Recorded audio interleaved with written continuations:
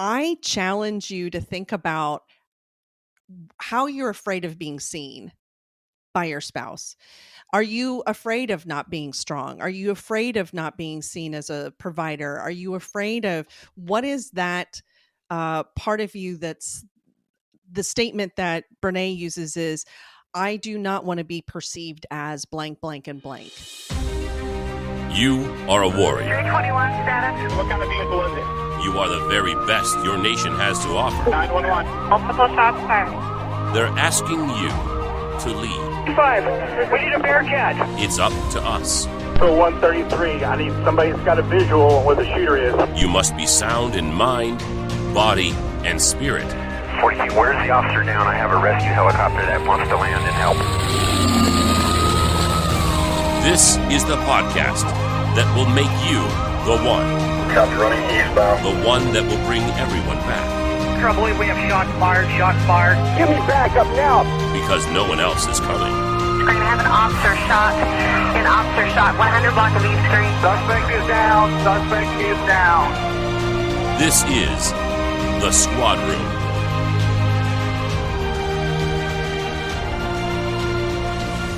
Hello, everyone, and welcome to the Squadron Podcast, where we learn how to serve, strive, and succeed in our challenging career as a first responder. On the show, we cover the tactics and strategies you can use to lead with vision, honor your oath, take care of your mind and body, and be the one in someone else's time of need. My name is Garrett Islam, a full-time sergeant for a sheriff's office in Southern California, and I am on a mission to build a world where first responders wake up inspired, feel confident at work, and go home safe knowing they've spent their time in a worthy cause. Before we get to our guest, I want to remind you of a few things. First, if you're on social media, make sure you follow us at The Squad Room and that you've liked our Facebook page. And also make sure that you join our Facebook group. Just search The Squad Room group to join. But most importantly is that you head over to thesquadroom.net and get signed up for our mailing list. People on that list get exclusive access to free resource downloads. And I send out a Tactical Tuesday list every week with just a couple ideas, 3 to 4, 4 to 5 tips, strategies, videos, things that you can use to help you get through the day and get through the week. And it's just meant to be these little nuggets to help you, maybe inspire you, maybe give you something else to read, something to watch that's of value to help you navigate, like I say, these challenging times. You can go to thesquadroom.net/Tactical Tuesdays, and you can get signed up right there. All right, my guest today is Cindy Doyle. Cindy is the owner of Code 4 Couples. She's a licensed professional counselor, and she's certified in critical incident stress management. She's in the Dallas-Fort Worth area, and her husband is in law enforcement and still is in law enforcement. And she is a psychotherapist for police couples. And she runs a website and a great podcast called Code 4 Couples. And that's Code 4, the number 4. Couples.com, code4couples.com. And Cindy and I got hooked up through Jason, Motor Cop, in his work. And Cindy's a real resource for those of us in the job who are married or in a serious relationship. And there is so much that goes into that we all either know or need to know, that it's really something that we haven't addressed on the show very much, and it's been a part of the thing that makes us a whole human that I haven't really explored. And it's not really because of any particular issue or concern or fear. It was just something that's not in my wheelhouse, which is precisely why I need to have these conversations to expand that skill set. And it's definitely a skill set when it comes to navigating a marriage as a first responder.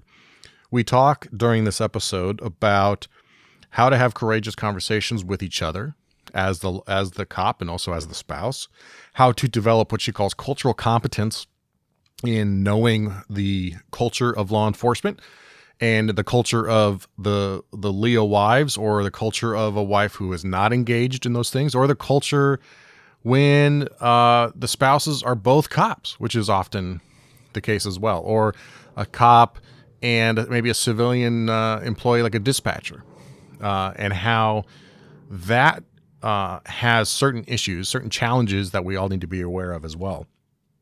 We talk about Kevin Gilmartin a bunch, and the importance of watching out for that victim mentality, building empathy for your spouse, how to have compassion for each other, how to counter the impact of the job. It's a great conversation. Cindy's wonderful. She's got a ton of resources. And she's from, like I say, Code 4 Couples. Highly recommend her podcast. You can get it anywhere you find your podcasts. And for now, or for without further ado, rather, here we are, Cindy Doyle, Code 4 Couples. We're going to get deep on the marriage stuff, get a little uncomfortable. Here we go. I'm proud that CommGear Supply is a sponsor of this episode. Head over to commgearsupply.com and you will see their massive inventory of microphones, earpieces, speakers, batteries, headsets, push-to-talk sets, and everything else you need to help you stay in comms and stay safe. Their customer service team will help you make sure you get the right accessories compatible with your system. Now here's the coolest part about CommGear Supply and why I'm so proud that they work with us. They have a line of duty protection warranty on many of their products. Yeah, that's right. If your gear ever breaks in the line of duty, they'll replace it. And prices are tax-free, and it's always free shipping on orders inside the U.S. and even to some parts of Canada. Go to commgearsupply.com right now and use that coupon code THESQUADROOM to get 10% off your order. Make sure you also follow them on Instagram at commgearsupply and let them know that you appreciate their support of the show. This episode is sponsored by officerprivacy.com. In the age of the internet, social media, and smartphones, there's so much amazing information out there that's at our fingertips. I can research any topic or person I want to and learn all about them, their family, and way more information than I really should be able to. The problem is people can do that same research on us too. Whether we like it or not, our information is on the internet, out there for people to find. Just accepting this and doing nothing isn't an option. We as cops have a giant target on our back these days. I don't know if you noticed, but it's kind of rough out there. Sometimes that's literally a target, and it's life or death. And other times it's just dealing with potential harassment. Either way, we don't want to expose our families to those risks. Being careful about what you post on social media, that doesn't go far enough. It's easy for a bad guy with an iPhone and free Wi-Fi to hunt you down. That's why officerprivacy.com exists. My friend Pete James is the founder, and he spent 25 years in law enforcement here in California, using much of his career to hunt down criminals and evidence on computers and on the internet. Pete knows how easy it is to find you, and since he's one of the good guys, he can help. OfficerPrivacy.com offers 2 packages to choose from to help you clean up your side of the internet. Their premium service, the one I use, allows you to sit back and let the professionals do the work, where they will work to scrub the internet's top 30 people search sites that can expose your home address. Then they will work to maintain your privacy by monitoring those same sites. If you show up again, they'll remove you again. And here's the thing that other privacy companies don't tell you. You will show up again. It's impossible to keep your stuff off the internet just that one time. It takes constant diligence. That's why their team is so helpful. They do it for you. Now, they also offer an at-home solution for those of you that have the time and technical ability to do it yourself. Using their proprietary software, you can remove yourself and your family members from these same top 30 people search sites on the internet, and then use their software to conduct audits as often as you'd like to make sure you haven't gotten added back yet. To learn more about how you can keep safe, check them out at officerprivacy.com/thesquadroom. When you sign up through that link, you'll get a free USB data blocker, and your first month of monitoring is free. That's officerprivacy.com/thesquadroom. The current pandemic that we're in has obviously changed the game in how we manage our fitness and our health. With gyms across the country shutting their doors and good fresh produce in short supply, we really have to take ownership of our routines when it comes to our fitness. A lot of you have been left scrambling to replace your gym routine with something you can do at home. Others of you might already have a home gym, but are looking for something more structured that you can use to set yourself up for success. Well, this episode is sponsored by Hard to Kill Fitness, and I think they have a solution to the problem of staring at a whiteboard wondering what to do. Hard to Kill is run by a team of military veterans and active duty police officers. You might have heard Matt, the operational athlete, on one of our most recent episodes talking about his work with Hard to Kill. Hard to Kill Fitness offers some simple yet highly effective and proven functional training workouts that you can do at home or the gym. Their routines focus on basic equipment and fundamental movements, so you don't have to learn how to do Olympic lifts or complex movements. Hard to Kill Fitness develops workouts specifically for the demands of the military and first responder communities, and their goal is to help you be prepared mentally and physically for the challenges we all face on the street. Each workout comes as a PDF and includes detailed descriptions of the movements in each workout, tips on mindset, and a progressive path that build on the previous work you've already put in. You also get access to the private Facebook group, and you can interact with the coaches there by email or by Instagram. Right now, Hard to Kill Fitness is offering 30% off their bodyweight plans, which require minimal equipment, just a willingness to get after it. Check them out at hardtokillfitness.co or on Instagram at hardtokill_fitness. Cindy Doyle, Code 4 Couples, welcome to the Squad Room. Thank you so much for having me, Garrett. I really appreciate it. I'm excited to be here. I'm excited that you're here. We got connected up by our mutual friend Jason, Motor Cop, Yes. who shot me a text and was like, "You got to talk to Cindy. You got to have her on your show." And I get a lot of those, messages and texts, and I always am curious to learn about people. But when I went to your site and I realized, oh, I've heard of you. I've heard your show, Code 4 Couples, the podcast, and I think you've got a unique perspective on what we're trying to accomplish here in law enforcement and families and just kind of navigating life. And then we ended up on a phone call, and I think we talked for like an hour. Yeah, we sure did. Kind of chatting away. And so should have hit record on that conversation even, but so here we are, with the record button going. Yeah. And happy to have you here. So, I gave your bio in the intro already, but and we just talked right before I started hitting record about like what a monumental topic we're going to try and tackle in the next like 60 minutes, right? Right. So everybody wish us luck, because I think now being in a relationship, a committed relationship, either as a law enforcement officer or as the spouse, each of those has massive issues that they have to deal with. And I guess in one way it's like we're climbing the same mountain, but from different sides. Yes. We have roughly the same experience. We have some of it. We have an idea of it, but we are navigating these things often unknowingly, often by ourselves, or from my perspective as, the cop in the relationship, we feel like we're alone, or we feel like we're navigating these things alone, or we are leaving our spouses to do it alone. Yeah. And my goal today is to maybe give some people some tools and some techniques to at least begin to understand the other side. And since most of the people who listen to the show are the officer side, I want to sort of crack us open a little bit, if you will, and you and have you come in and do the work to help us show where we may need to be more open or self-aware of what we're bringing to the table, good and bad. So that's where I hope we can help people today. And I know you're the right person to do this. You have something on your website that I thought was just a great guide for the discussion, and people can go to code4couples.com to check out all your resources, and your website is expansive, to say the least. There's just a ton of stuff on there, but I take that as a huge compliment. You have these Thank you. the 5 C's. Yeah, no, well, it's impressive. You have these 5 C's for couples to go through, and I think that's just a great way for us to kind of walk through this conversation.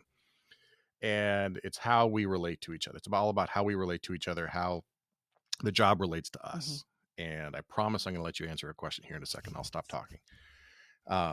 So the first C in your group, or in this group, is cultural competence. Yeah. And I think, your story is somewhat similar to mine in that, when my wife and I met, I was a bleached blonde, spiky haired, music industry, like up and comer, so to speak. Okay. I guess I thought of myself as an up and comer anyway. I was on track to make like vice president at my company. I was making moves. I was hanging out with rock stars. I was doing all these things. And my wife, we met at work, and my wife assumed that that's who she was going to marry once we started dating. And I did a hard left, of course. And 16 years later, here we are. And, it's funny. Like I on our first or second date, I told her, hey, I'm thinking of, becoming a cop. And to her credit, she stuck around despite the hard left. you went through something similar with your husband, who was miserable in his job, Mhm. expressed to you this desire to join law enforcement. I think you got married and he started that job in the same month even. Mhm. And so that parallel to me is striking, because we think we know what we're getting into, Mhm. both in marriage and in policing, but oftentimes that's not the case. So this cultural competence idea, being competent about the culture of our work and of our relationship. Can you walk us through what you mean by that? Absolutely. So cultural competence is there when I hate to say like when we started or when I started, there wasn't a whole lot of conversation about what happens on the job or how people get impacted. Um, the competency. So when I think of competency, it's understanding the culture that you're in or understanding a culture, and that might be a spiritual culture, it might be a ethnic culture. Those, they're cultures, and law enforcement is a culture in itself, and understanding what the culture is about um, is so very important. But it's not just about what we think about, like, oh, I've got his six, or I've got their back, or it's the late nights. It's also about understanding, for me, and this is what I think is important, is understanding the impact of the culture. How does that impact the individual? How does that impact the officer? And then there's a spillover from that. So my first like eye-opening aspect of this, being a spouse walking through this, being a mental health professional, I had these two perspectives on it, where I was thinking, okay, there's probably some kind of impact. As human beings, we're not made to uh, go through the chaos that officers go through on a daily basis. Our brains are not made to endure that. And so there must be something that happens. But as the spouse sitting at home, I was just experiencing, oh, you're becoming a little bit of a butthead. I don't know where you are on swearing on your podcast, so I won't say that. But you're You can go becoming right ahead. This okay. is a bunch of cops. You think you You think we know, keep it clean? it's like, God, you're an asshole sometimes. And I couldn't figure that out. Like my husband would come through at times, and I would see glimpses of his humor, of his lightheartedness. And then there was these other times where he was just sullen, and he would become more and more sullen, more and more disconnected. And I remember sending text messages to him and saying, I miss you. I feel disconnected from you. And he would write me back and he said, I feel disconnected from you, but I don't know what to do. I don't know what's going on. And so it wasn't until, of course, Gil Martin's book. I think everybody knows Gil Martin's book, Emotional Survival for Law Enforcement. If you have it in your desk drawer, please pull it out. Because that's what I hear a lot. Oh yeah, I got that like 5 years ago. It's in my desk drawer. So please pull it out and read it. But finding Gil Martin's book was so eye-opening to me, to understanding the culture, the expansiveness of a career, and how the crustiness gets developed, the impact of administration, the psychological impact, hypervigilance. All of this is a part of culture. And you talked about loneliness, and I wanted to point this out, and it might come up later, but we thought that we were doing this independently. And I think I see a lot of couples in my office, and I hear a lot where people are trying to each member of the couple is trying to protect the other person, instead of talking about, hey, this is what I'm experiencing, this is what's going on. um, and the culture itself causes almost a dehumanization, and we need to work to become human. It's an aspect of a person, it's not who they are, it's their job. But it is really like a part of who you are, because you become indoctrinated with thoughts, beliefs. When you're dealing with one aspect of society or the negative aspect of society on a regular basis, it becomes all encompassing, and that's what you think the world is. And so it starts to impact the worldview, which then spills over into the family, spills over into spouses or relationships, any type of relationships. You don't even have to be married. It can be a relationship with your family or your friends. And that's part of what causes the isolation too, from family and friends. Like, you don't get me, you don't understand me anymore. And it just gets, the chasm gets farther and farther apart. I think, there seems to be, to me, three types of spouses Mm. in a law enforcement relationship. And I'm wondering if there's a difference in how, it goes to the cultural competence idea. You have spouses who are also in law enforcement, which is common, right? Mhm. Cops marry other cops quite frequently. Mhm. As I said earlier, I met my wife at work. It just wasn't cop work. Mhm. Um, and you have what I think the risk there then is, if you're married to another cop, is this echo chamber of these issues, Yes. or it really becomes like your identity as a couple, not just the person, right?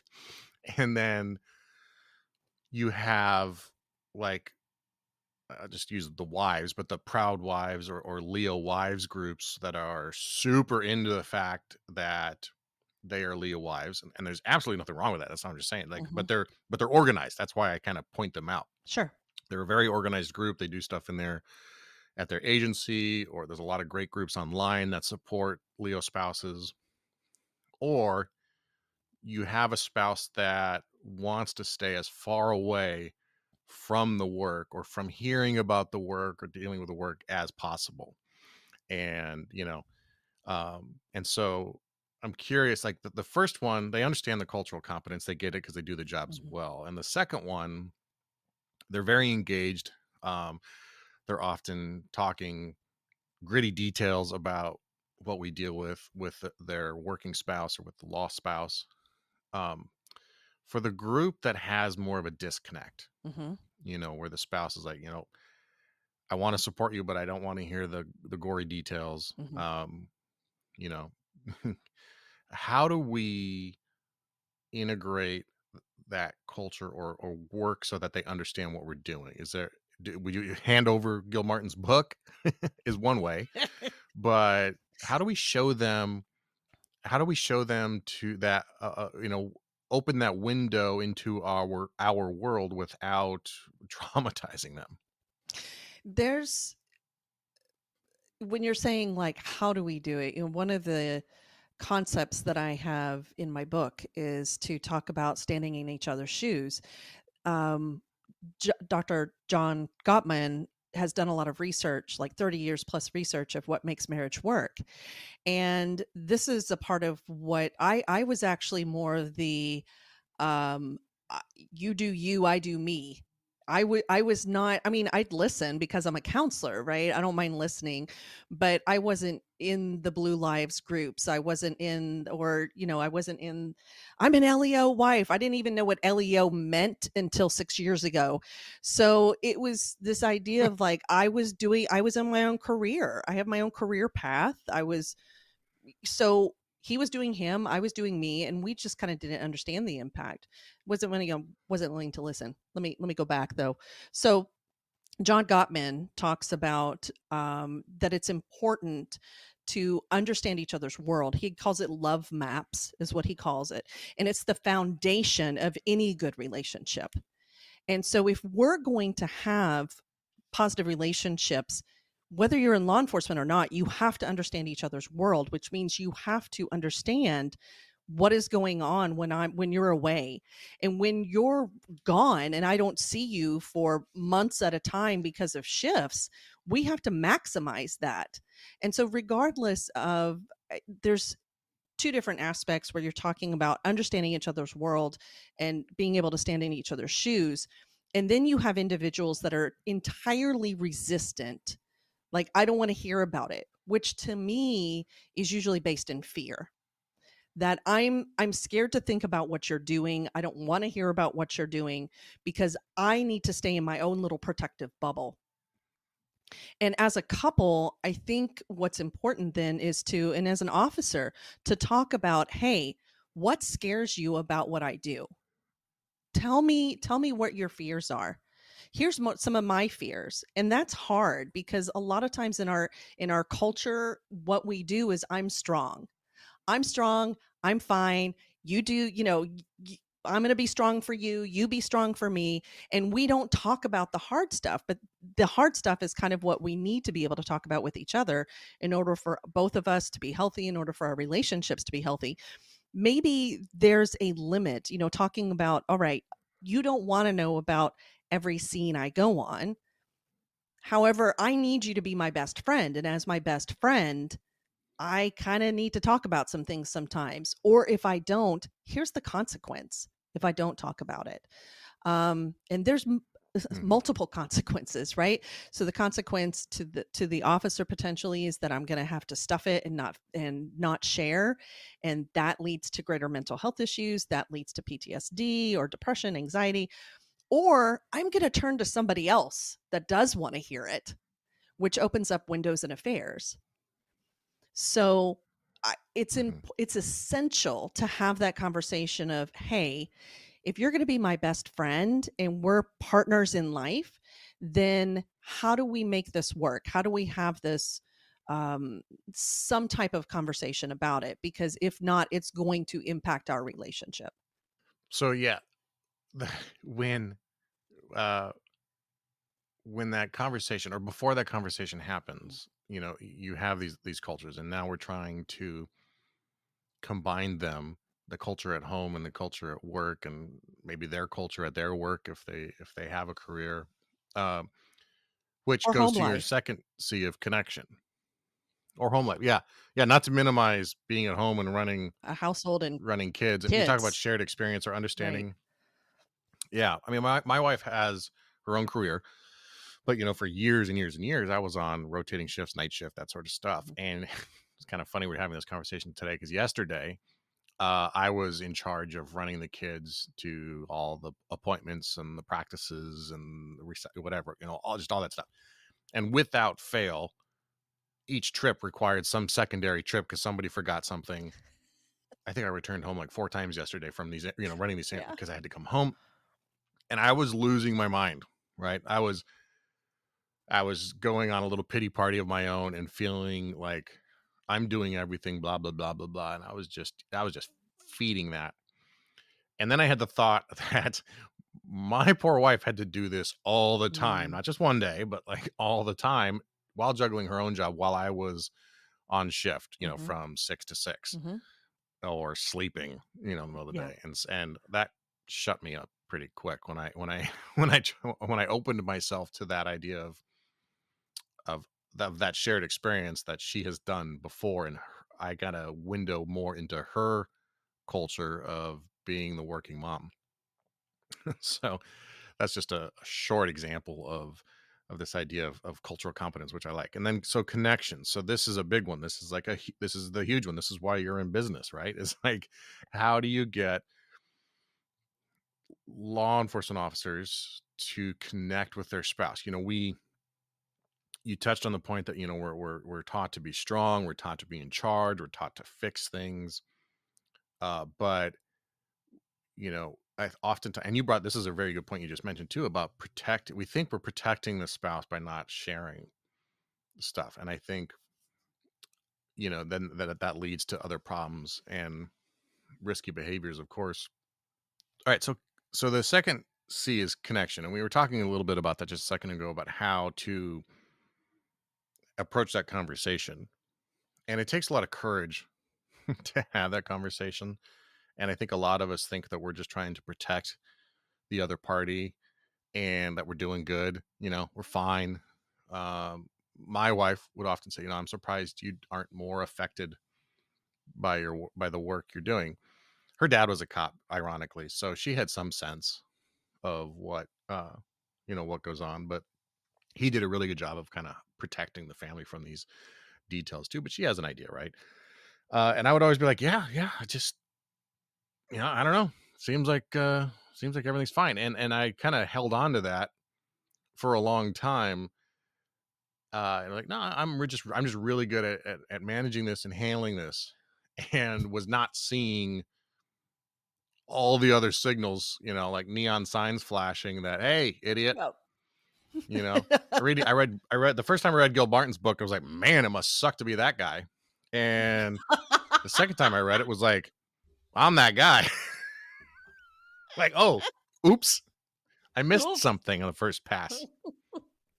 So So connection comes to that first conversation. How do we broach the idea? But it also comes to the bigger conversation 15 years down the road. Honey, I need help and I need your help. Mhm.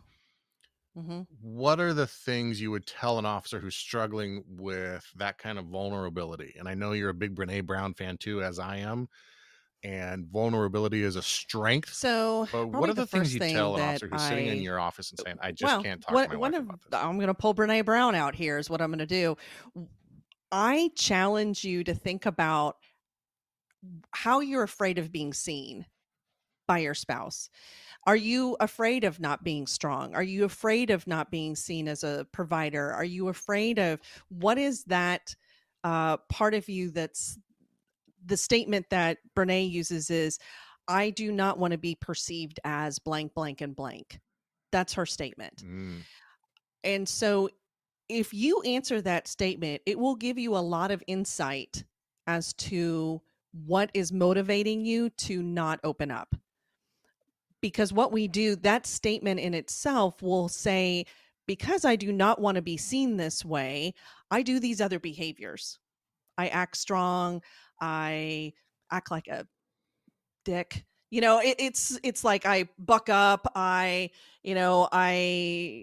pop off. It's whatever it is. And so a lot of times that's a really great statement, is to have some personal insight as to what is it that I'm afraid of, or how am in fear. I know people, especially with my cops, they're like, fear, what?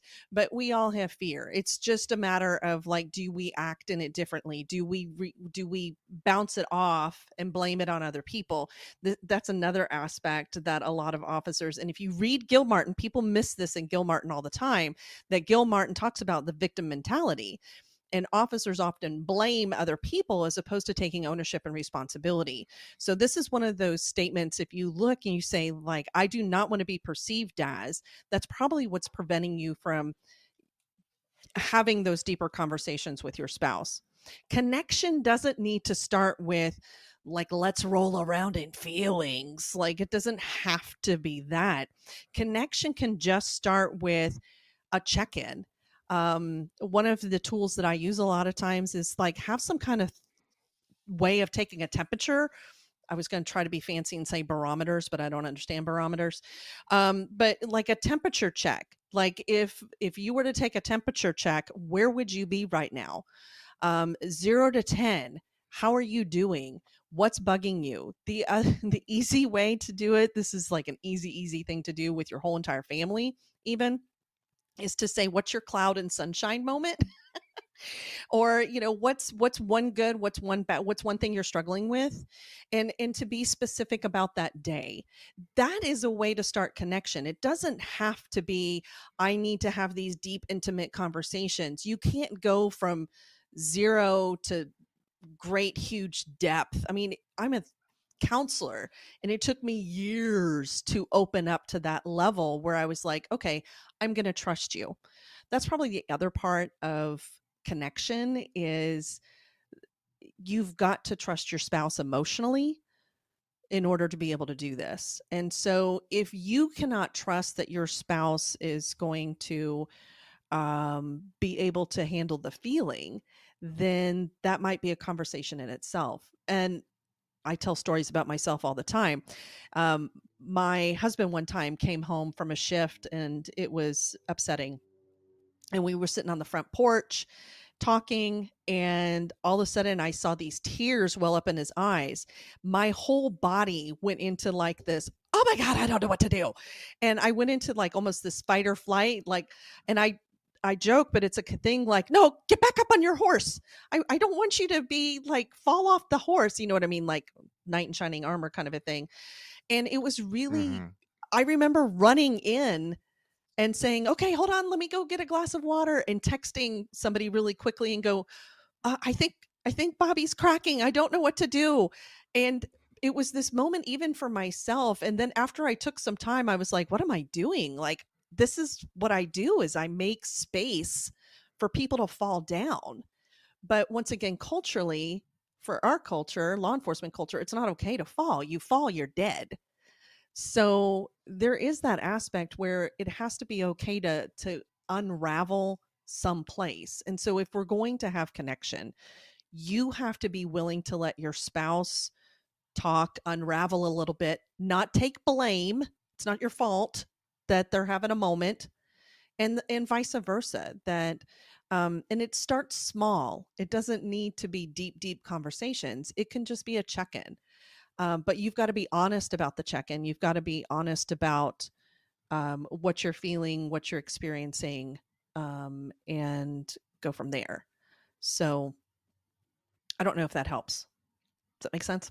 Yeah, no, I think it does. I Okay. like the idea of that constant like that daily communication and naming what we're struggling with, whether that's finishing the taxes on time to, bad sleep to to can't get a particular call out of your head, or, whatever it is. Mm-hmm. Because there's like, we forget too often that we're still human. We still have all the regular stressors of a quote unquote normal person does. And now we're piling this other stuff up on top of it, stuff that the vast majority of the world will never understand, and never really quite wrap their head around what we do. And so it's really a unique situation to be in, where you can't share these things with again, quote unquote, regular person, because they're not going to understand it. Even therapists, right? There's often therapists who just don't That's exactly understand what a cop is dealing with. right. And you may end up with someone who, a counselor, a psychotherapist like yourself, everybody comes to that chair with their own story and their own history. And it's really hard to find people who get it. And we sometimes, I think, need to realize that maybe that's even our own spouse, and we need to work on building that trust and building connection. And I am saying that as a practitioner, not a perfectionist, or I'm not perfect at this. I None of us struggle with are. this myself, and just trying to make, like you say, make space for, from the cop side, being okay with their journey through navigating your career. Mhm. Not everybody's gonna, love the trinkets or reminders that you're a cop, or those things might be stressors, or they may not want to be around your cop friends because those are reminders of the dangers you face. Mhm. But we have to be brave enough to have those conversations. And it's funny, we're all adults, we chase bad guys down dark alleys with guns, and we train for shootouts, and we Right. train for all the things that could take our life away, yet we don't train about how to have just open conversations with the person closest to us in the world. And that's what Right. scares Right. us.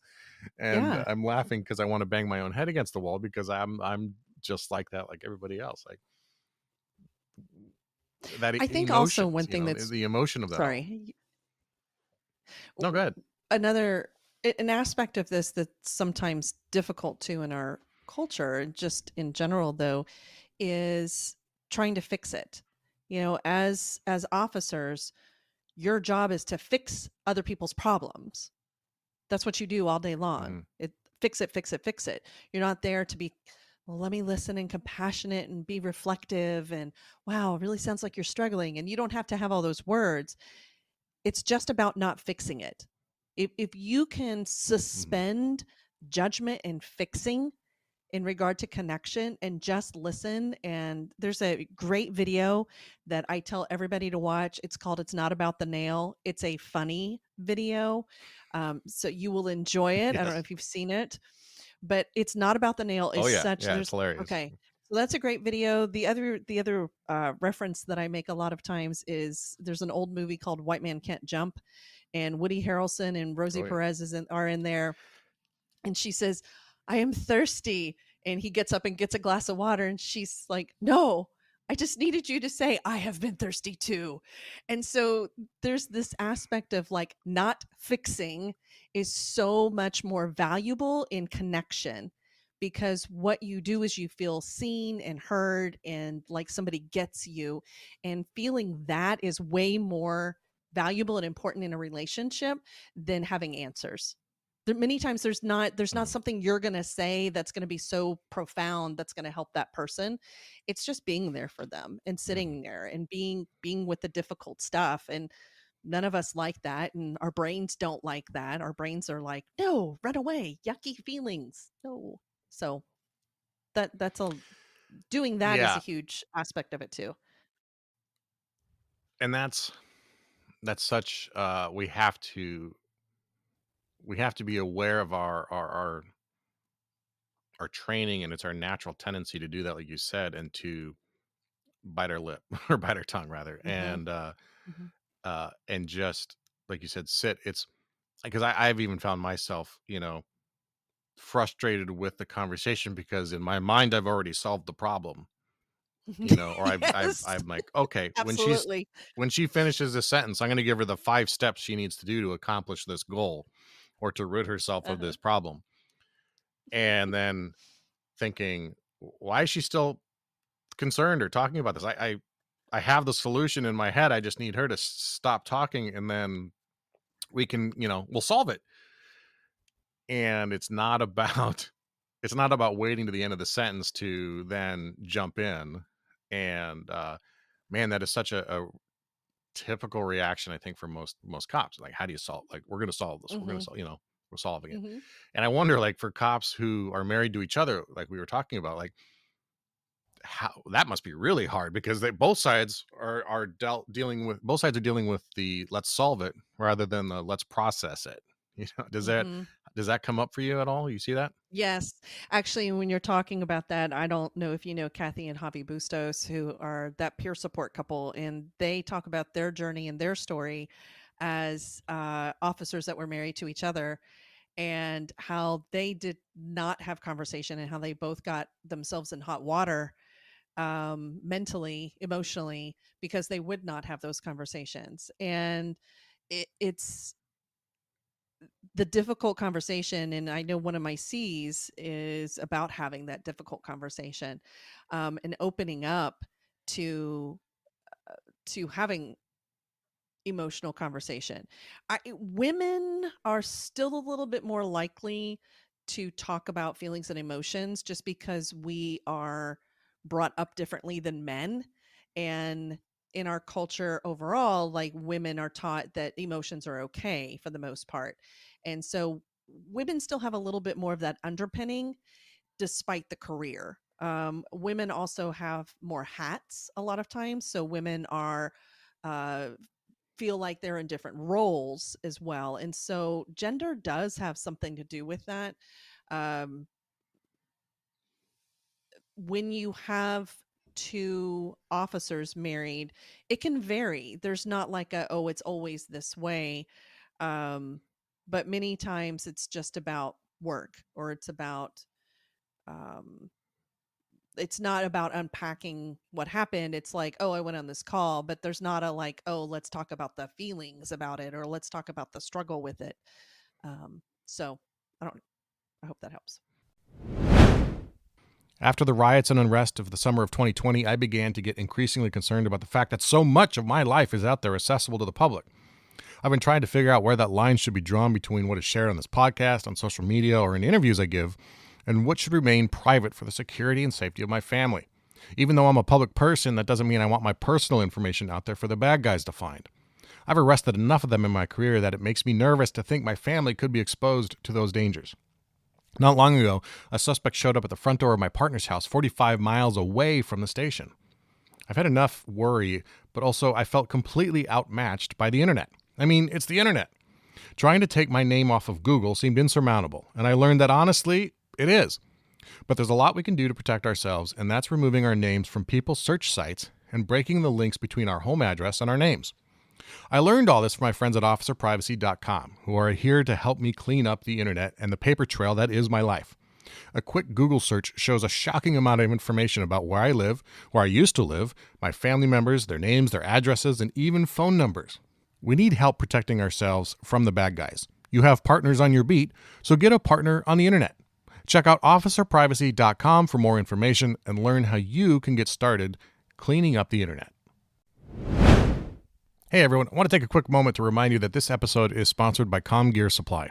CommGear Supply is a leading provider of public safety radios and radio accessories. They have some of the absolute best prices around, and their line of duty warranty can't be beat.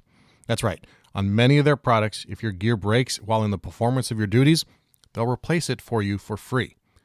Do you have any idea how many radio headsets I've broken over the years and that I've spent my own money on? Probably close to one every year on patrol.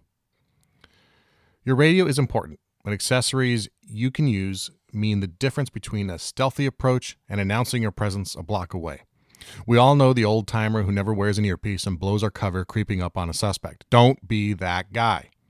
Make sure the gear you're using is high quality and meant to keep you safe in a dangerous career. Learn more about CommGear Supply and their line of duty warranty at commgearsupply.com. And don't forget, their orders are tax-free and it's also free shipping. They work with individual officers and large departments so they can meet any need out there. Seriously, their inventory is mind-boggling. Check out commgearsupply.com and make sure they know you appreciate their support of the show. Use that coupon code THESQUADROOM, all one word, to get 10% off your order. No, absolutely. And then, it kind of leads right into the next C, which is compassion.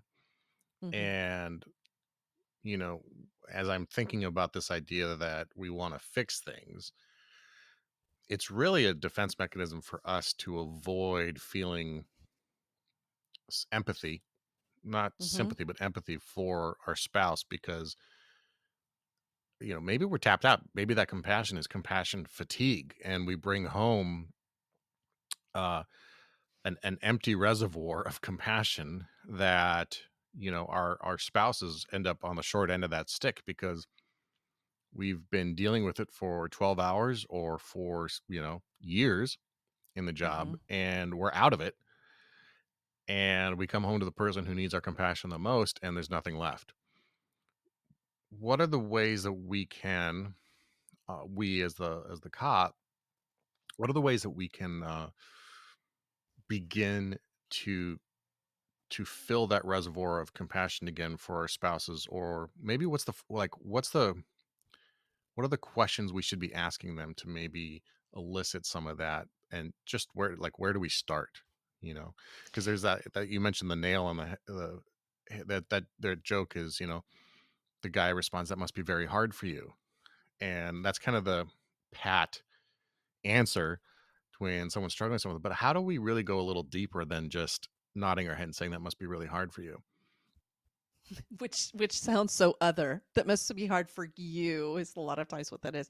And sometimes that can come off as sympathy rather than empathy. So I'm going to address this a couple different ways. First of all, empathy, just to define that really quickly. Empathy is feeling with someone. You have to suspend judgment. And the difficulty in empathy is that you have to find the feeling within yourself in order to express it. So a great example I give is most people have lost an animal at some point in time in their life. So it's that whole idea that if your dog died and I go, "Oh man, that sucks your dog died." Or if I tap into that feeling where I then say, "Oh man, I'm so sorry your dog died. That sucks." It's not about necessarily the words. It's about where does it come from? Are you thinking about that feeling? So here's a big challenge. You're talking about a reservoir being tapped out. My experience with officers is that the brain has shut it off because Hmm. if you are to feel what you do on a regular basis or how people are impacted or how families are impacted, and to feel that, you would quit soon in your career, or you would be seeing me in maybe on antidepressants all the time. Your brain has to adjust. I think I mentioned this earlier, like you're doing extraordinary things that you are not meant to do on a daily basis. Your brain has to adapt. And part of the way it adapts is shutting things down. Brene actually says when you numb the dark, you numb the light. And so when you have to numb all of the bad that you see on a regular basis, you numb the joy, you numb the excitement, you numb the positive aspects. I've worked with first responders in the past, and they come in and they'll laugh, and the laugh is hollow. And I'll be like, oh, I got some work to do here. I don't tell them your laugh is hollow, you don't access feeling, but I can hear it, and there's a big difference. So I'm going to suggest that the way you can counter this is that you find things to appreciate, like truly appreciate in your life. When you look at your spouse's face, what do you see? What do you value? What do you love? What do you appreciate? And to just spend a moment feeling that. When you see a day, I like to sit outside a lot. So when I go out in nature, and my backyard, when I'm sitting in the hammock out back, part of what I do is I'm like, oh, wow, look at that bird. And isn't that beautiful? And I find the beauty, and that can bring the feeling. So you have to find ways to tap into positive feelings and negative feelings. But the trick is, and this is what a lot of officers are scared about, is it's like, well, but if I tap into feelings, is the dam going to burst? Am I going to, I have a cartoon, a meme that one of my officers gave me, and it's a picture of, it's a cabinet with a glass door, and the dishes are falling, and the door is the only thing that's holding them into the cabinet. And it says, me when I go to my therapist's office, because that's what it feels like. If I open that door, like everything's going to come falling out. And so there has to be a comfort level to say, like, it's okay for me to tap into and decompress. It's easier to decompress and let those feelings out than to hold them all in and to have the cabinet. Like at some point in time, you've got to let them out. So if you're tapping into that for your spouse, and you're trying to find empathy, go with some very simple feelings. I always start with, like, feelings is a whole different vocabulary. When people are like, I don't know, it feels, and I'll pull the word out, and they're like, how? Yeah, you're right, that's it, but I wouldn't have thought of that word. I'm like, yeah, I do it for a living. So the feelings vocabulary is a whole different language. So I just start with some basics: mad, sad, glad, excited. Start with some angry, like start with some basic feelings, and say, like, okay, what's an experience that I can tap into that feels this way? You also mentioned about compassion fatigue. Yes, I think that's what it was: compassion fatigue, compassion satisfaction. um, Mm-hmm. and part of compassion fatigue is that I'm feeling with so many people that I just don't have the capacity to feel anymore. And I think that happened a lot during the last year for multiple reasons. Compassion satisfaction is what I do for a living makes a difference. And there's a research study that says 4 out of 10 officers have low compassion satisfaction. 1 out of 10 have compassion fatigue. So we are dealing with a low. I mean, if people felt like what they were doing on the job made a difference, then it's like, okay, I can feel satisfied. And that's easier to tap into those positive emotions. So when you're tapping into emotions, or when you're listening for emotions, instead of saying, like, that must be hard, or that sounds difficult, right? What you can say is that you sound like you're upset. You sound very excited about that. Just pick a couple of feelings to start with, maybe 5, 6, and listen for those feelings and that content where you can say, I think I'm hearing that you are pissed off about that. Or, oh, it sounds like you may be scared. It's great to just guess. And so listen for the feeling. You don't have to have any kind of perfect words. You don't even, like, just have to have like I have to find that within myself. Like that's a, graduate level course sometimes. But listen for the feeling and just reflect what you think the feeling is, and that will go so far that you don't have to go and find all those feelings yourself. I like that. And connecting it on a level beyond just putting it on that person, but the way of framing that question is you're seeking more input or more guidance. You sound very upset. Well, because my thought is like the response would be, "You're damn right, I'm upset." But like it could also very likely just be, "Yes, I am."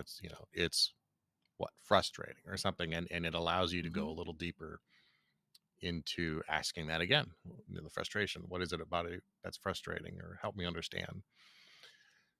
It's a challenge, and it's interesting that I like your idea that it's kind of like a tap you turn off, the compassion fatigue.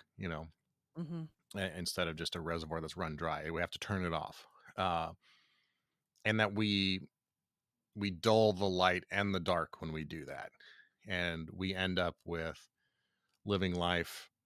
We don't hit that 10 ever on a scale of 1. We never hit the 10, good 10. We're always at that 5. And you do that long enough and you think that 5 is just fine. 5 is just the way life is. And you forget that there used to be moments, that peaked or higher. And I think going back to Gil Martin, who's obviously so influential, that you start to get those used-tos he talks about. You used to golf, you used to go fishing, you used to do, and those things go away, and that slowly starts to dim that light as well. And we shut down those emotions to avoid that feeling. But I want to ask, there's a bit of a diverge, or that's not even a word. It is now. It is now. I want to shift for a second to talk about specifically emotions. And I heard this morning. I think it was this morning from Ryan Mickler, who's got a podcast called Order of Man. He's been on my show twice, and he was talking about how there is no. This is his idea, and I like it. There's no good or bad emotion. Absolutely. Emotions are there, like, and he used this great analogy. Consider your dashboard on your car, right? And you have your odometer, your speedometer, you have your oil gauge light. All those things are there to give you information.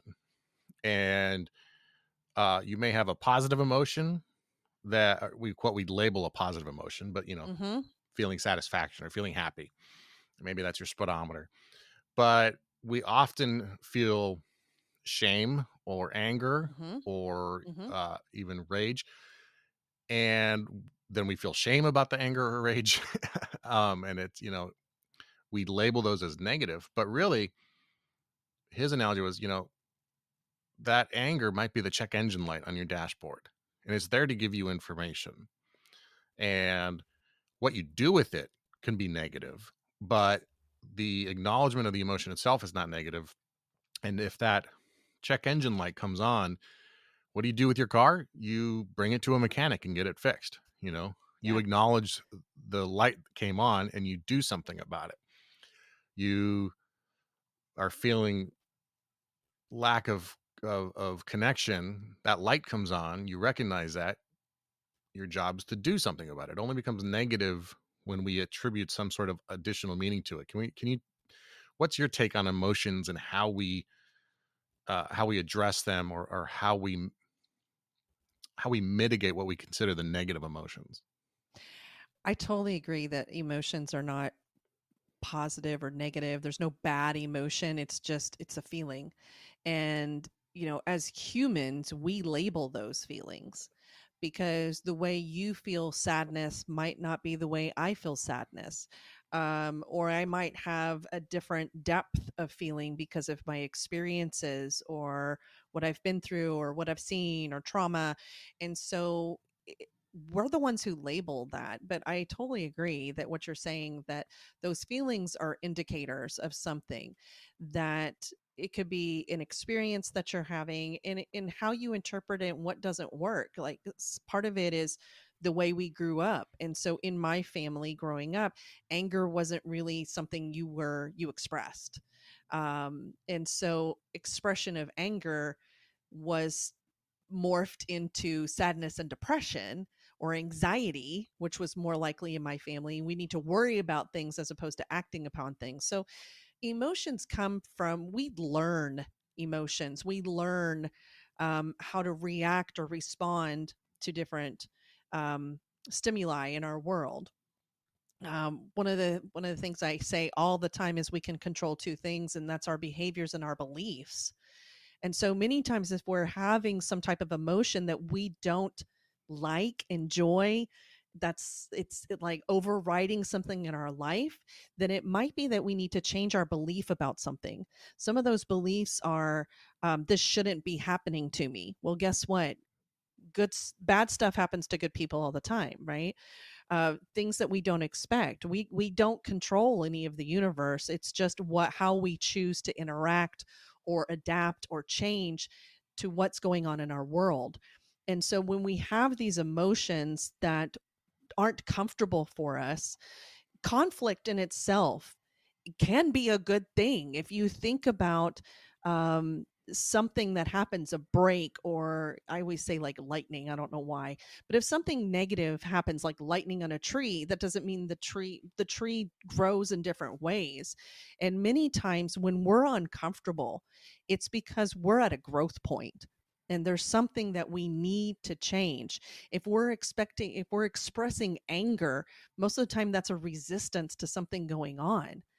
And so those feelings that are uncomfortable for us are usually a really good indicator that there's something going on that we're competing against or having a conflict with. And it's a good time to kind of sit and go, okay, hold on. Is there something that I need to be doing? Do I need to change a belief? Do I need to adapt a behavior? And make adjustments accordingly. Anger, by the way, a lot of times is a cover emotion. Our body reacts, and so we get angry, especially with people that are continually tapping into their fight or flight on a daily basis. And so anger, the reaction, comes from all kinds of things. It's when you dig down in, it might be hurt, it might be fear, it might be anxiety, it might be, it could just be angry. But sometimes it's like, okay, well, what's causing that anger, or what's causing the anxiety or the negative, what we call a negative feeling? I just call it an uncomfortable feeling. Like me and anxiety, it's really uncomfortable, but it also pushes me to do some things out of my comfort zone, like, get on a podcast or write a book. Blech. Yeah.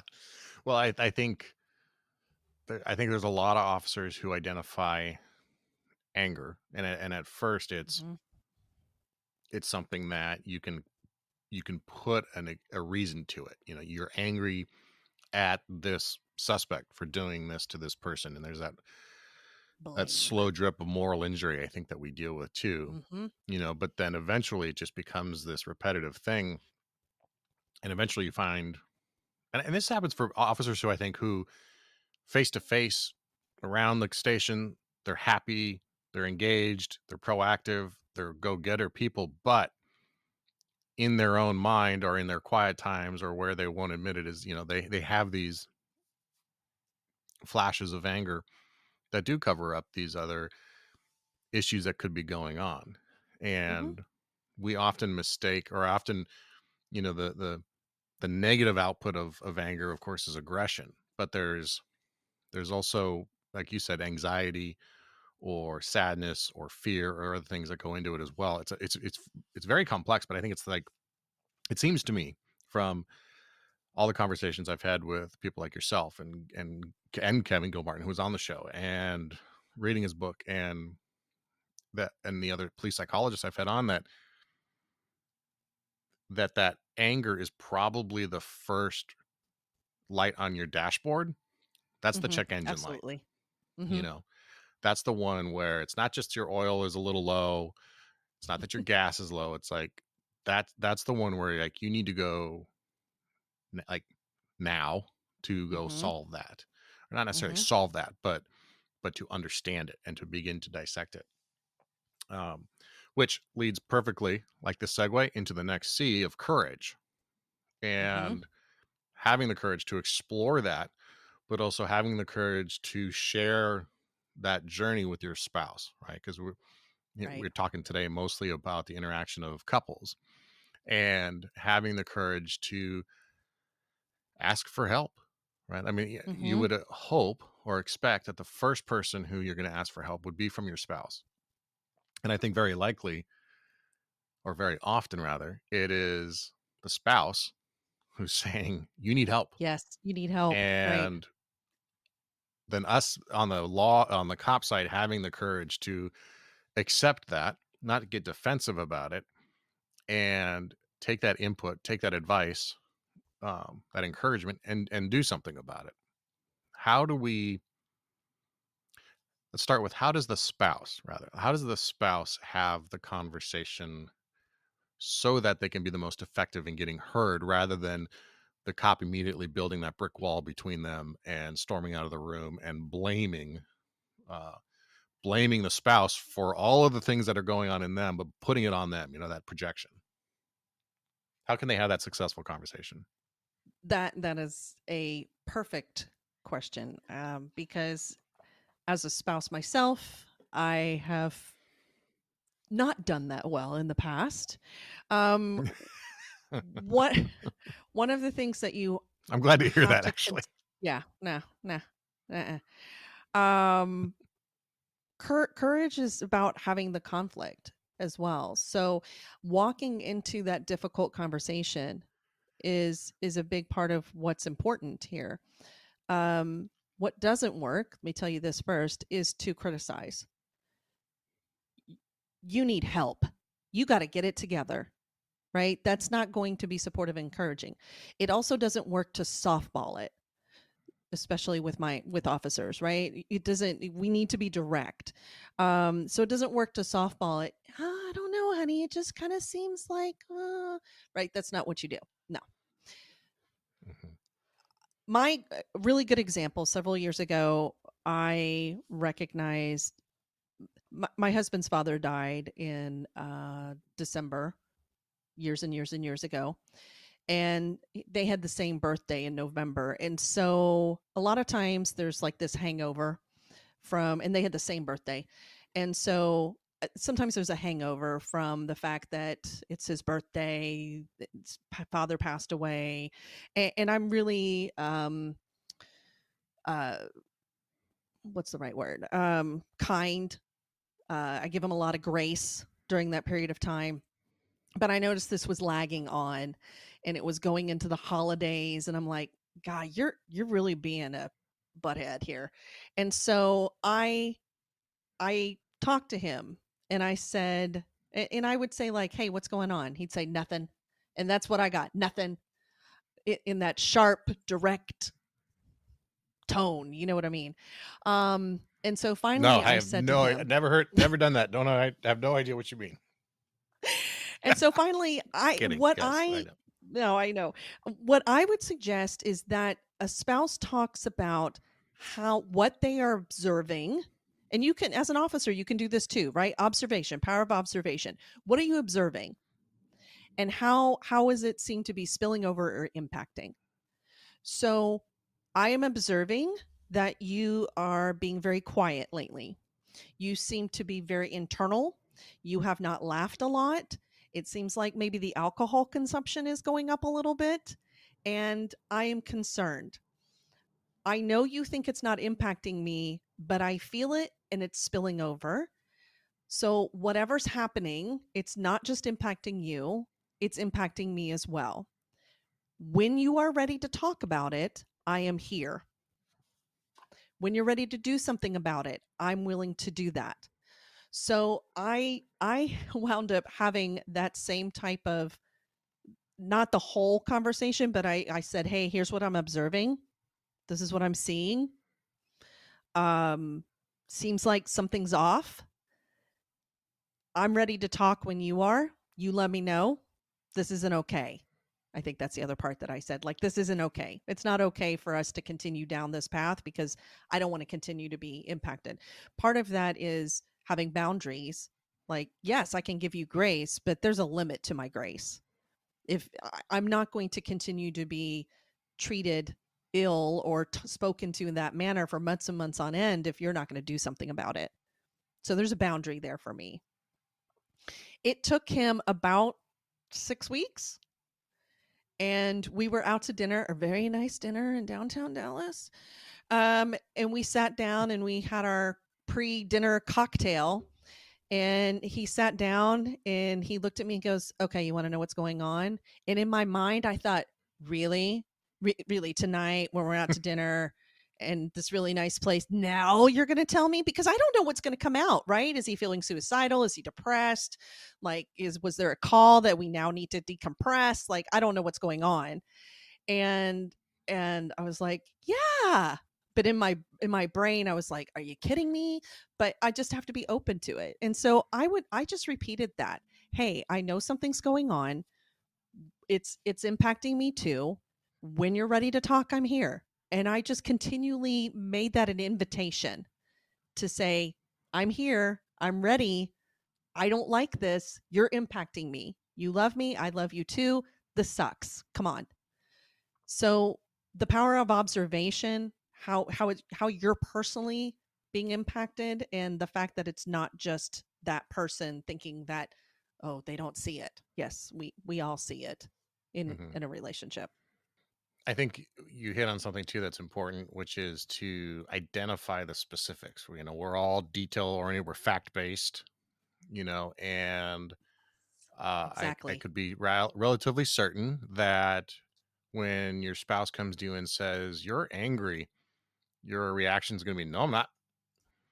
But Defensiveness. if there's Exactly. tangible explanations for it, yeah, if there's a tangible demonstration of it, or there is a, oh no, you just flipped out on the kids for not doing their chores correctly, and your response was disproportionate, um, you might still be defensive about it, but at least you now have something to kind of debrief to yourself. Mm-hmm. Is Mm-hmm. my wife correct? Was my response to, you know, not wiping down the counters and was exploding at and yelling at a 9-year-old appropriate? Probably not. There was probably a better way to do that. Maybe and then that allows us to, again, I think we're so evidence based, we're fact based, that Mm-hmm. we need those descriptions. And I think Mm-hmm. that's helpful for people too. Like, we went out to dinner at a nice fancy restaurant in downtown Dallas, and you didn't say a word for the first 45 minutes until we struck on a topic that you wanted to talk about. Right. That's a good example of being internal. Um, you come home. I think a lot of cops, they come home and they have that chair, again, just to demonstrate how much Gil Martin has influenced this conversation. But you come home, you mix your cocktail, and you sit down in your chair, and you don't interact with anybody. And we say, well, I need that time to decompress. Maybe, but is it just giving you the opportunity to not engage and then justify continuing not to engage? And then again, we're dulling that brightness, that light. So Absolutely. I really like your ideas of how the spouse can have courage to have that conversation and just be open and make sure that they understand that they're loved, and that they're there to talk whenever they're ready. How have you seen officers successfully build up the courage to ask their spouse for help, or to just seek it out on their own and then enlist their spouse's support in that? Because I think spouses too have a hang up, right? And thinking, oh my gosh, there's a lot of people out there still, oh, my husband's in therapy. It's going to, is he suicidal? Is he going to be on meds? Is he crazy? Is he, like, Right. are the kids safe? Like, a lot of people go through those things too. How do they have the courage to know that when they come to their spouse, that it's going to be okay? Well, I don't have an answer for, like, how do I know that it's going to be okay with their spouse? I mean, that's part of Well, the that's true. Yeah, that's not a relationship fair question, building, I guess. right? But here, the ways that I have seen officers do this are a couple different ways. They have told their spouse, "I've lost my joy. I cannot get work out of my head. Normally you're if you're in a marriage, hopefully, or in a close relationship, hopefully you kind of are tuned in. And so many times when the officer is coming to the spouse, almost I cannot recall a time where a spouse was like, "You're kidding. I didn't know that about you at all." Normally they're clued in. Normally it's the spouse that's like, "I don't want to bring it up," or "I don't want them, they're not going to want to go to counseling, or they're not going to want to go talk to their buddy." Because part of it too, I'll tell him my husband. I told my husband the other day, I said, "Hey, when's the last time you talked to Jack, who is one of his mentors?" And he's like, "Oh, it's been a while." I said, "May I make a suggestion that you call Jack?" And he's like, "Understood, received." Which was my saying, "Hey, you need to go talk to your mentor because something's off, and you need to go Hmm. talk to somebody that gets it from a different way." And so Hmm. um I would say the majority of the time spouses know. And this is, I'm going to flip it around too. Like sometimes spouses need some additional support. Sometimes, we talked about those different types of spouses. Spouses that live in isolation don't understand that compassion fatigue is a huge part of what's going on in us for us from the spouses world right now. That we are tired of having to fight people on social media. We're tired of trying to support or not feeling supported. And if you have a spouse in isolation, they're probably struggling with some compassion fatigue. But as an officer, you just know like your spouse maybe have come sullen or grumpy, or maybe you think she's on her period all the time. I don't know, but it's just like, what is going on? And so I'm going to spin that the other way around too. Like, it's okay for an officer to say, "Hey, hun," or I call mine hun. Hun, I think there's something going on. But 9 times out of 10, if something's going on with your spouse, you can feel it. You can be like, "Oh, what's that?" So I think officers just saying, "Hey, um, I've lost my joy." A lot of times there's a numbness, like I don't feel things in the way I used to feel them, or I feel angry all the time, or there's something about behavior. So a behavior, also character, like I'm not showing up as you mentioned parenting. So I'm not showing up as the dad that I want to show up, and I don't know what's going on. And then you have the more serious aspects of like depression or anxiety, which are far more common, by the way, than PTSD. PTSD is usually, you know, people are waking up in the middle of the night, they're sweating, there's some telltale signs if that's going on. But sometimes depression and anxiety doesn't present the same way. So I think it's just having the courage to say, I need I need somebody who's an expert in this area. I love you. I know you want to support me. I think there's some information here that maybe neither of us have, and maybe talking to a professional would be helpful, or talking to a peer, because a lot of people have peer support programs or chaplains, or, like other mental health professions. It just depends on what you prefer. I think it's a good point too to highlight the fact that the spouses are on their own journey. We focus oftentimes on the officer and their struggles, but there is no doubt that any spouse, and then if you add kids to the mix and parenting, any spouse is on a very, very challenging, difficult journey themselves. What I've said before is, to put one officer out on the street, it takes a team of people. You go through the academy, Mm, you go through field training, but on a day-to-day mhm, basis, if you have a family, it takes someone else to get you to your shift. None of us do it in a vacuum or do it alone. But mhm.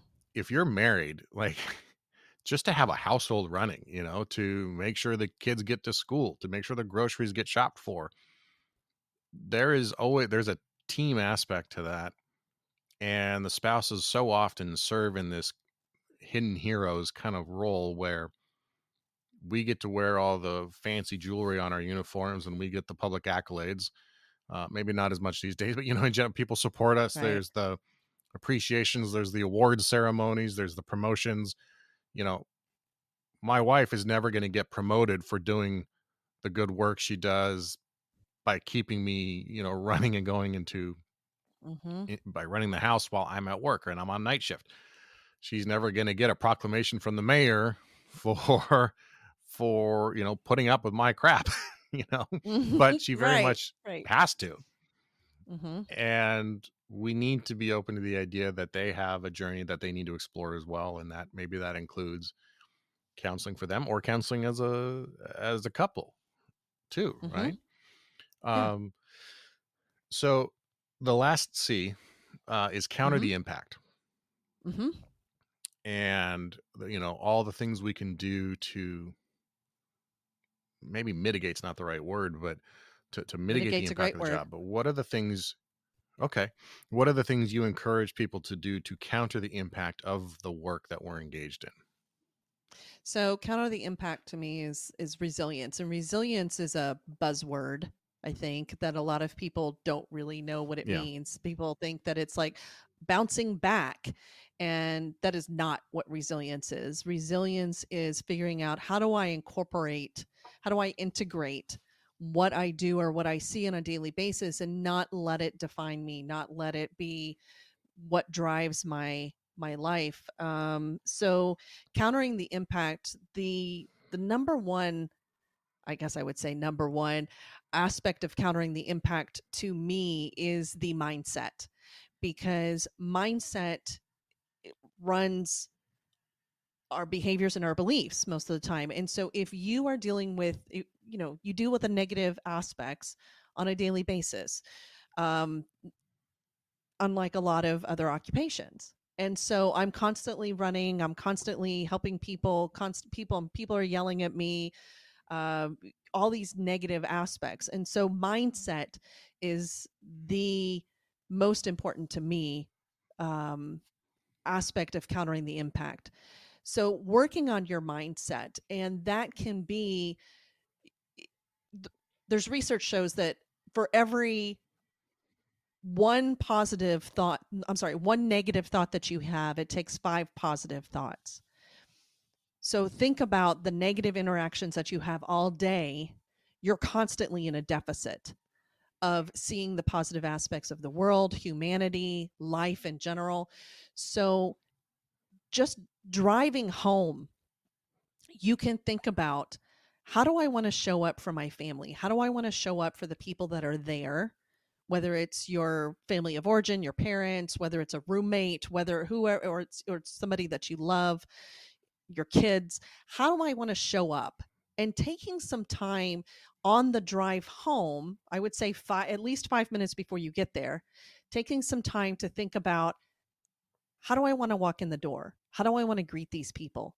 How do I want to ensure that they know that they are loved? How do I want to appreciate that they have sacrificed while I've been at work as well? And taking some time to really think about, how you want to show up, then adjusts that walking in the door. That, I think, is the first step to countering some of the impact just in the drive home on a daily basis. Yes, there's a lot that comes home with you, but thinking about just walking in the door and changing the interaction when you get there, the mindset shift of, I'm going to kind of leave this behind, because that's going to go away at some point in time. You're going to retire at some point, and what's going to be left is the people that have been along with you on the journey. The other aspect of mindset is to, we'd already talked about the victim mindset, and how can you change your own life? What do you want to change in the impact? Not so much about what happens to you, but how do you want to respond? I'm not a rainbows and sunshine kind of girl, so I'm not going to be like, just think positive. I mean, it's really kind of seeing the good that is out there. It's get off of social media, get off of the news, and look for the positive way that people interact. Fill your head with positive, talks. If you're a TED Talk kind of person and you feel like you get filled that way, if you're if you're spiritually based, is there something that you can think about? Are you motivationally based? But fill your head with the flip side of what you deal with, because, like I said, 5 positive for every 1 negative. And if you think about that formula, you have to feed positive things into your head in order to shift what you've been dealing with on the job. Mm-hmm. Mm-hmm. You know, I like that idea. And one of the something similar I've used in the past is trying to identify, like, naming gratitude, for lack of a better term. I'll label it naming Sure. gratitude. But on the drive home, or at any point where I'm feeling pissy, just acknowledging things I'm grateful for, you know. Mhm. And it could be something stupid like this morning I wrote, I do a gratitude journal in the mornings right now, and Yeah. this morning, it's like simple things like the coffee was really good this morning. You know, silly, but I legitimately felt grateful that coffee was really good. I enjoyed it. Mhm. I could be grateful for the fact that I made it through that light, in heavy traffic. It doesn't have to be like, I'm so grateful for my family. I'm so grateful Mm-mm. for my life. I'm grateful to be alive today. And those things are fine, but when you start to get into the tangibles, like, I'm grateful that it's a sunny day. I'm grateful that I'm Yes. off work and I have time in the summer months with still daylight to go do something. Or I'm grateful that I'm barbecuing this weekend. Whatever it is, like, if you start to label those things, then you start to create some awareness that they exist, right? Because they do exist. You're just Right. not paying attention. I guarantee, for anyone listening, you have an abundance of things to be grateful for. If you just probably aren't paying attention, if you're in a bad spot. If we can start to label those things, as stupid as they might be or as massive as they might be, we create an awareness that helps push us towards those things and away from the negative, right? And I think when we do that, things like watching live PD or watching cops episodes becomes less and less important to us, or less and less where we spend our time or our energy. You know, I don't like this idea that is proffered sometimes in law enforcement circles, especially the tactical experts, that your hobbies need to reinforce your skills on the job. And I think it's the exact opposite. Yes, we need to be Agreed. proficient in shooting. We need to be proficient in hand-to-hand combat, that sort of stuff. But if all of your hobbies revolve around keeping you alive at work, that is a recipe for disaster for your mental health. You need to be able to have those things that are just there for the pure pleasure of doing it, Mhm. and that has no nexus to the fact that you carry a gun and badge and wear Kevlar, and the more that we can label our gratitude, the more we pursue those things. Um, for me, mountain biking is a big thing, and it Mm. wasn't for a long time. I had a massive crash, nearly killed myself, and put the bike away for a decade, and have been blessed recently with more time and I just, like, a couple weeks ago, got it out and went for a real mountain bike ride, not a bike path ride with the kids, but like a real ride. And that lit something in me that I had turned off long ago, you know, and it was just an expression of joy, like you said earlier. Mhm. And we all have those things. We just got to find them. And you may not have found it yet. It probably was something you had at some point, playing guitar, whatever. If we use those things, that can be a real catalyst towards navigating some of these other challenges we've talked about today. You know, um, that was my Can little I just tag soapbox on? rant about gratitude, I guess. No, not at all. I Please. also, we've been talking about relationships, and I want to tag that back into the relationships as well. If you are able to be specific in an appreciation or a gratitude, not just like thanks, but man, thank you so much for taking the time to make this coffee. It is awesome. Something that specific can make an tremendous impact on your relationship, because the more specific you can Mm, be, the more meaningful it is.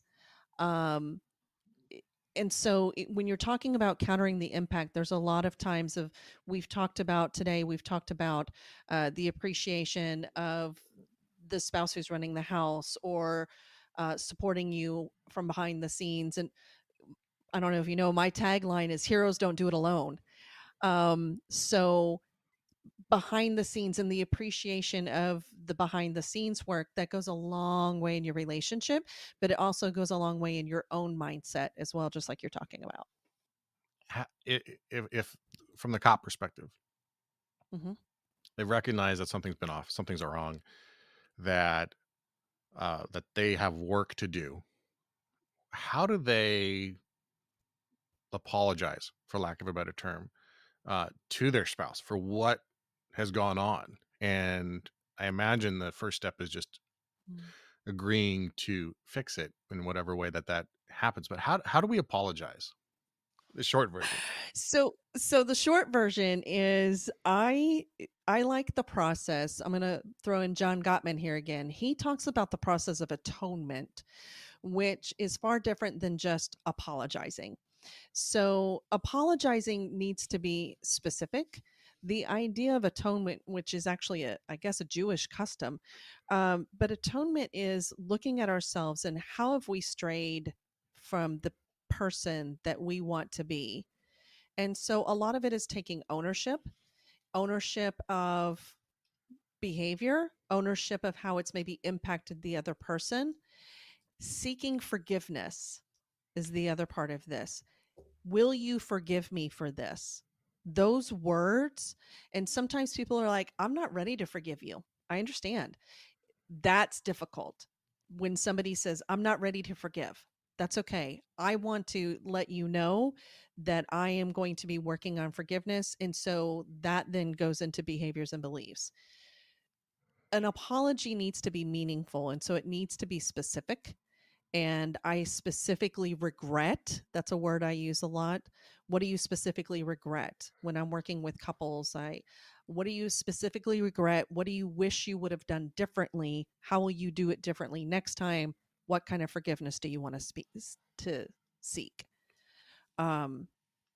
So those, once again, it's the specificity that's so important. Instead of just saying sorry, it's the ownership, it's the acknowledgement that, hey, this has been rough. I apologize for you. I'll pick on my husband a little bit in the sense that he was really good at like bumps into me and go sorry. But then when it came down to the difficult conversation, once again, that's part of the reason why that C is in there, for the courage, the difficult conversation of, hey, I screwed up and this is how I screwed up. It needs to be more meaningful. There needs to be time set aside. Might even need to hear from your partner of how it did impact them, which is really difficult. When my husband read my book, he was like, at first I said, what did you think of it? And he said, it was eye-opening. And I said, okay, what does that mean? He goes, nothing is wrong in there. It just made me realize I was an asshole. I'm like, kinda. But he's never really sat down with me and said, I really, seek forgiveness. Some of it is just been a change of his behavior, but it's the acknowledgement that for me, all I needed was like the acknowledgement of like, yeah, I wasn't kind at times, and I appreciate you sticking it out, and I wouldn't change that for the world, and I'm going to do better. And the behavior, the change of the behavior makes a huge difference. So that's my well condensed version. Condensed version. Well, I have so many other questions for you. I would love to have you back on and we'll just explore this further. I am we say we practice things, right? And I think marriage and relationships is another one of those perishable skills that if we don't pay attention to it, it's a struggle for everybody. Just two people coexisting is a challenge. I mean, when you throw in the fact that one is a first responder with the dynamic that involves, it's just pouring gas on a potential fire. So, Cindy, real quick, tell us where people can learn more about you, learn about your podcast and Code for Couples and what you're doing to really open up this conversation for people. It's amazing stuff. Where can they find more about you? Thanks. You can go to my website, which is just code 4, which is the number 4, code4couples.com. And everything is there. My podcasts, I have some blogs. There's a freebie that you mentioned that we're going through today, those 5 essential skills. There's also, I launched my book in April. So my book is called Hold the Line, The Essential Skills for Protecting Your Law Enforcement Relationship. I currently have a free, I think it's a 70-page guide that goes with that as well, that can open up conversation and discussion in your own relationship if you want to do that. At some point in time, I'll be monetizing it, but it's free for now. So go grab it. Well, like I said, that your website is comprehensive and in depth, and there's a ton of resources there. So I encourage anyone who's got a spouse or has a significant other to start that conversation as early as possible, whether it's before you enter the career or you're 15 or 25 years in. It's not too late to start that conversation, but it's a conversation that needs to be had, and to have those 5 C's that we talked about. So Cindy, thank you so much for your time today. I will put all the links to all of your work in the show notes for this episode, so people can go to thesquadron.net and find that if they don't remember all of that stuff off the top of their head. I'll put links to John Gottman's work, and of course that great It's Not About the Nail video too. We'll include that in there for people who aren't familiar, because that's just funny stuff. So thank you for your time today and for being with us. Thank you very much. I appreciate it. All right. Thanks for listening to this interview with Cindy Doyle of Code for Couples. Check out her work. It's fantastic. I often talk on this show about badges, not the stuff you wear on your chest, but badges, the acronym: beliefs, actions, discipline, goals, emotions, and service. And our marriages are no different, and in how we can apply badges to our marriage. And trust me, I am not an expert at being married. My wife will confirm that for you, but I'm trying. And I think that's part of the goal. And so the belief that we have when we look at it through the frame of badges is that we are worthy of being in a relationship, that we're worthy of being loved, but also that our spouse is worthy of that too. And we have to take action on that. We have to do the things together to counter the impact of the job, to show compassion. And that's really where the courage comes in that we talk so much about in this episode too, is taking action. And discipline is something that I think often gets missed in a marriage as well, is that we need to have the discipline to self-evaluate what we're bringing to the table, how we're showing up for our people, and have the discipline to do something about it when we're off course. And then goals. So often with this job, it's like going to work in a washing machine. You're just tumbling over and over and over again. You can never get your footing. You never get your bearing, because you're always changing your shifts. You're always changing assignments. You're always dealing with some, incident that throws you off. And we forget to set goals. And that is something that will really negatively affect the long-term outcome of the marriage, is if you forget to set goals. And that could be financial, that could be experiential, it could be making sure that you're setting time aside for each other, or doing individual activities with your kids, whatever it is, but setting goals together, and something that I'm still working on. I'm working on all of these. Yeah, and then emotions. Obviously, emotions are hot and heated in a marriage often, and there's hypersensitivity to emotions often, and how we interact with our loved ones and how we show up for them is sometimes an emotional experience. But then service at the end of badges. How are we serving these people? These people in our lives that should mean everything to us, that should take priority over our work, over our job. How are we serving them? They do, as we mentioned in the show, they serve so much for us just to get us to work, to get us out on the street, to get us to our assignment. There is so much service being given to us that we need to be mindful that we return the service as well. And how are we serving them? And That could be through all these other things I just talked about. It could be through honoring honoring their service to us. And it could be lightening the load whenever we have the opportunity. So those are a couple of things that struck me in relation to the conversation today and how badges, again, beliefs, actions, discipline, goals, emotions, and service all come together in our relationships. All right, before we wrap up, I have two things. One, I want to have a challenge for you, okay?